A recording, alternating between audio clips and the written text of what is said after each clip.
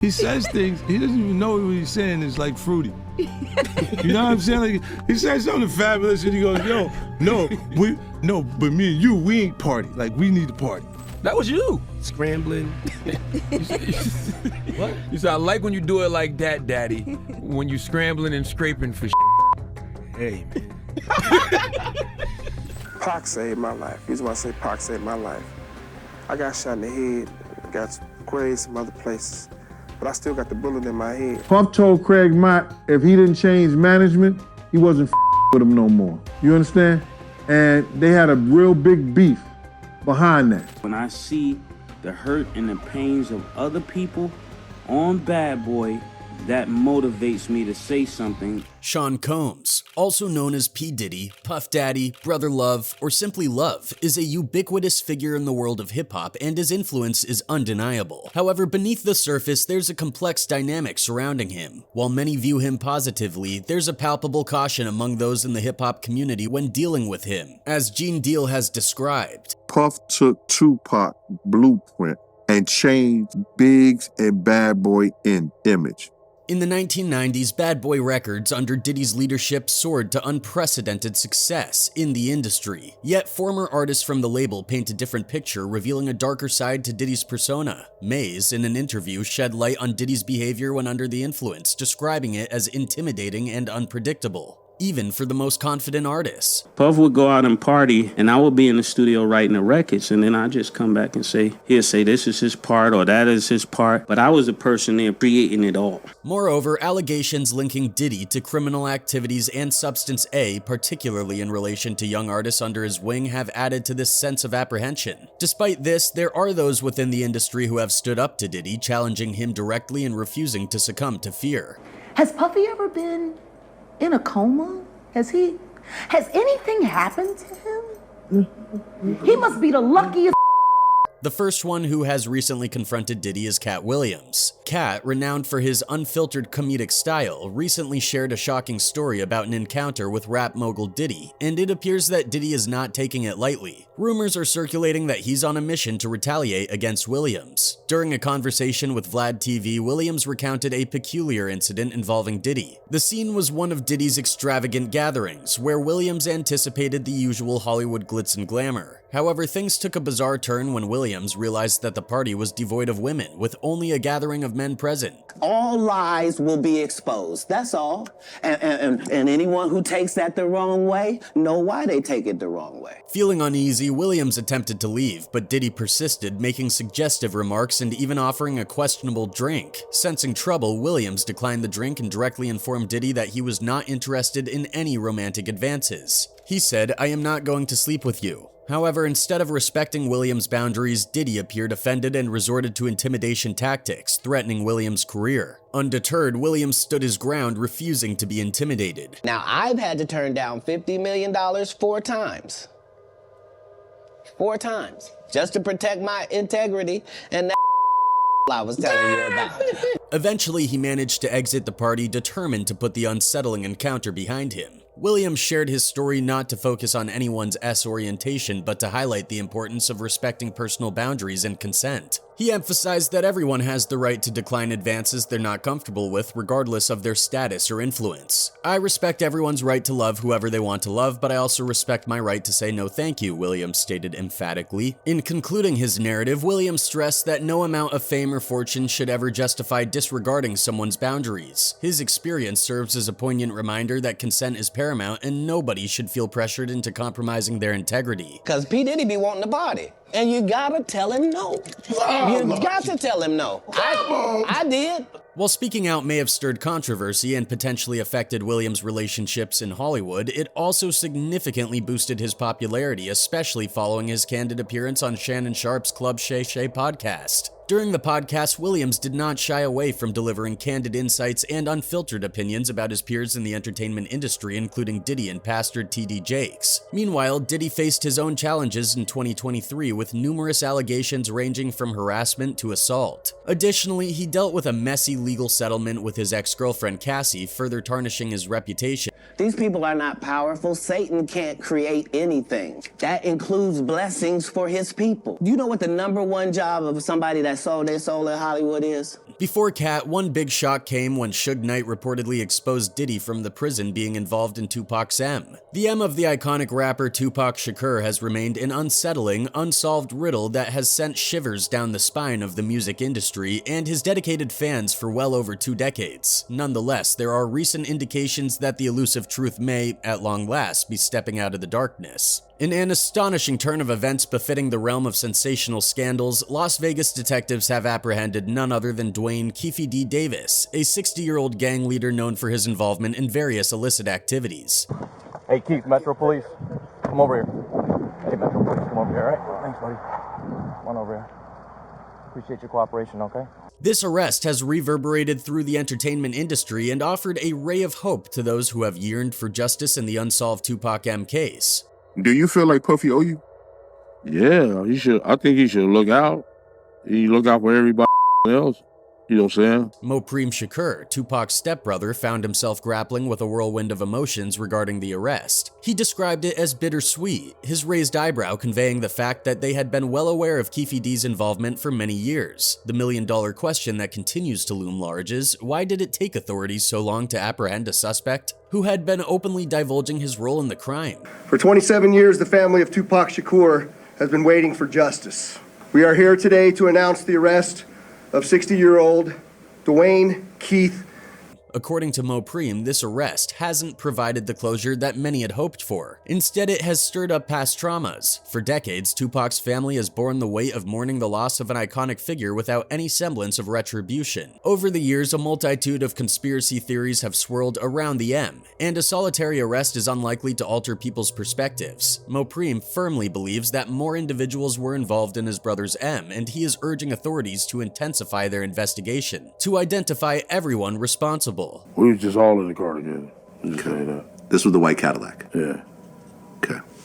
Well, everyone knows that at the night of shooting, Suge was also in the car. People believe that he might be panicking now because Suge knows everything that happened that night.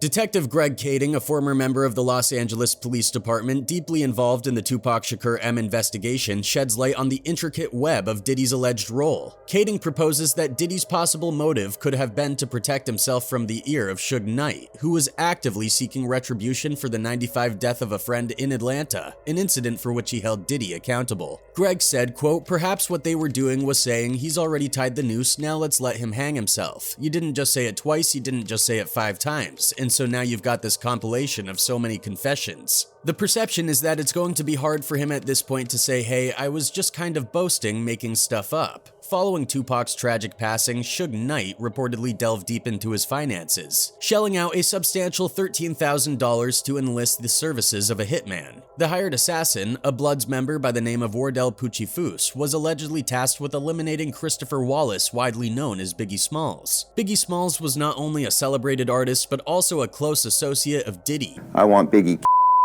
I want you to go ahead and get a hold of my boy Poochie from the neighborhood. He knows Poochie's a known shooter, and he agrees to pay her $25,000. The real intrigue lies in how Diddy became aware of Suge Knight's vengeful intentions. It's almost as if he had a crystal ball foreseeing the impending danger. This awareness does raise a significant question mark, hinting that Diddy might have had access to inside information, potentially through someone connected to Suge Knight's inner circle. And who could better fit that description than Keefe D, the central figure of the moment, renowned for his reputed gang affiliations. Yeah, I think he should look out. You know what I'm saying? He worth $1 billion. He should come look out, come bill up. Moreover, Craig Mack also had some clashes with Diddy. I gave him my price. He's supposed to give me the money. And I go in the studio and I start banging out. Nothing happened. No money. So I stopped recording. Apparently, the popular claim is that this was the primary cause of the dispute between Craig and Diddy. You know, with this bullish mafia mentality with him and his goons and all that stuff like that.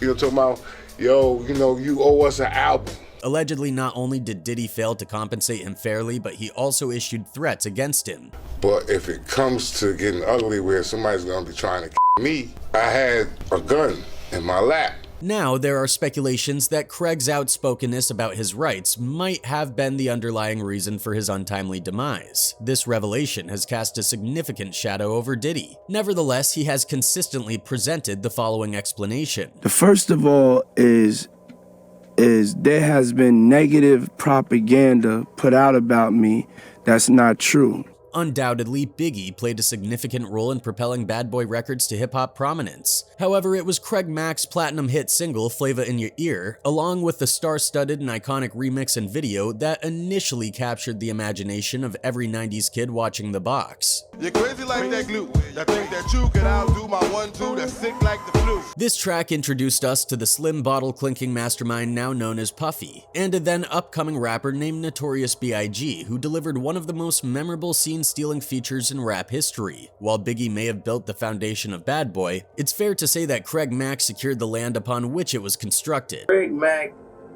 and Biggie Smalls are from two different type of eras. Craig Mack was indeed one of the first artists to release music under Bad Boy Records. Initially, his career showed promise, but it eventually faced challenges. Some skeptics argue that his career was destined for difficulties right from the start. The emergence of the Notorious B.I.G. and Diddy's stable is often mentioned as a significant turning point, although the exact reasons for Craig Mack's career decline remain a subject of speculation. There is no credible evidence to support claims of an attempted attack on Craig Mack's life related to his career struggles. They was gonna do something to me, but they didn't.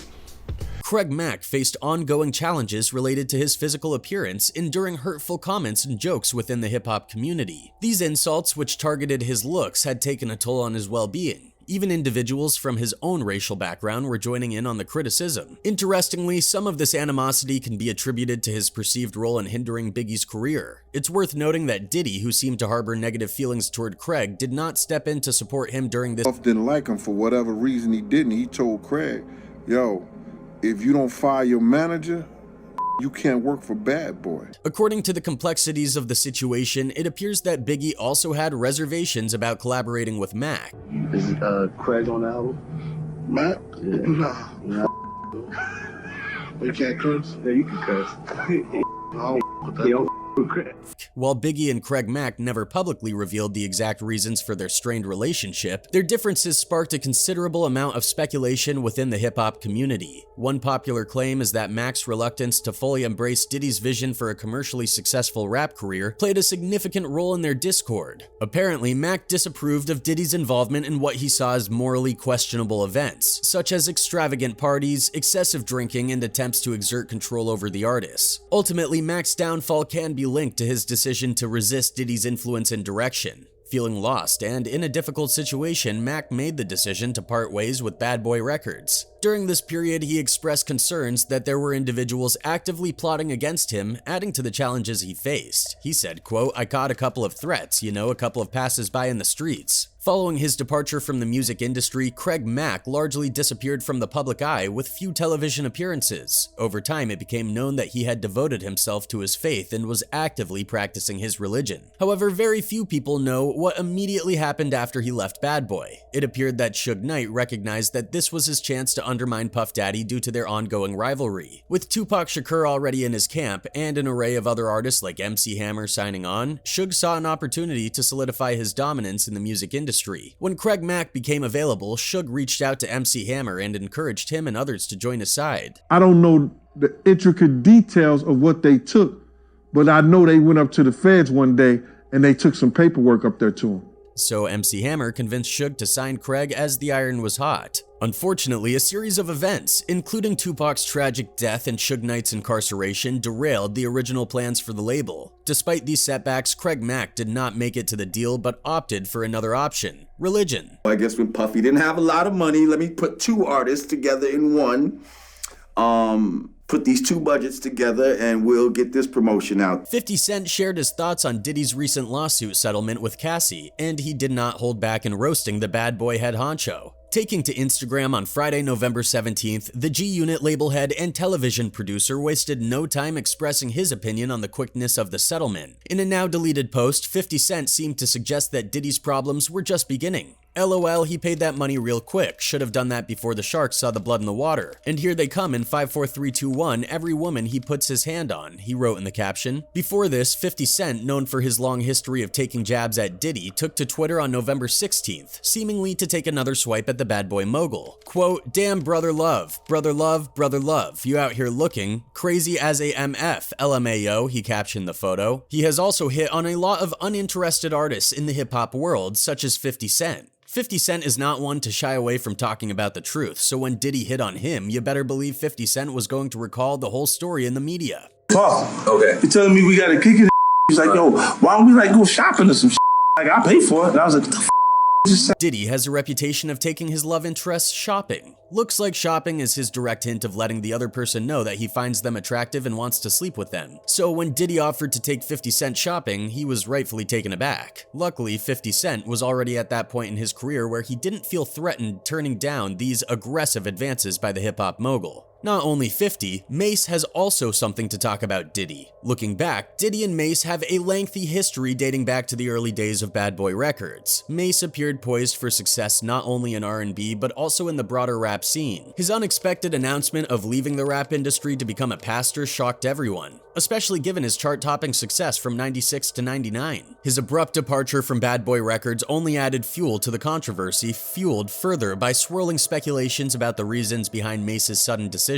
Indeed, during the pinnacle of his career after the success of his album Harlem World, Mase reportedly shared his intention with a radio interviewer. He said, quote, I felt like I had a lot of money, but I didn't really know who I was. I knew I had to do something other than just hip-hop. However, some people remain uncertain about the exact motivations behind Mase's departure. Leaving Bad Boy Records wasn't typically straightforward, given Diddy's reputation for making it challenging for artists to end their contracts. Mase found himself tied to a significant and lengthy deal, leading to questions about the specific circumstances that led to his exit. I never got paid what I was worth, and I never got the respect I was worth. So the disdain that I got for Puff is more like, you trying to keep me here. In a dramatic turn of events, Mase staged a surprising comeback 5 years later with his album Welcome Back, released under the Bad Boy label. Despite his return to the spotlight, his desire to sever ties with the label persisted. Taking matters into his own hands, he orchestrated a bold interview with Puffy where he directly asked for his release from the contract. This maneuver added another layer of complexity to the already tumultuous relationship between Mase and Bad Boy Records. Once I get the paper signed, then I come back. That's what it is, guys. You see what I said? What you gotta have something to talk about? You got nothing to talk about right now. Got something to talk about. No, this is freedom paper. In 2016, Mase orchestrated a comeback as part of a Bad Boy Records tour and seized the chance to openly criticize his former boss. Adding fuel to the drama, he went live on Instagram to share his perspective and shed light on the circumstances surrounding the incident. This public airing of grievances marked a pivotal moment in the ongoing saga between Mase and Bad Boy Records. Despite a seemingly heartfelt speech delivered by Diddy at the Grammys, tensions between him and Mase remained unresolved. Mase continued to criticize Diddy, suggesting that the underlying issues were far from being resolved. The conflicting dynamics between the two persisted, leaving their relationship in a state of perpetual unease. Diddy stated, quote, truth be told, hip-hop has never been respected by the Grammys. Black music has never been respected by the Grammys to the point that it should be. Mase publicly expressed his discontent with Diddy's remarks and his treatment within Bad Boy Records through a now-deleted Instagram post. Additionally, he revealed in an interview that despite his significant contributions to the label's hit songs, he had not received fair compensation. This revelation underscored the strained relationship between Mase and the record label. Beats, you ain't getting the money,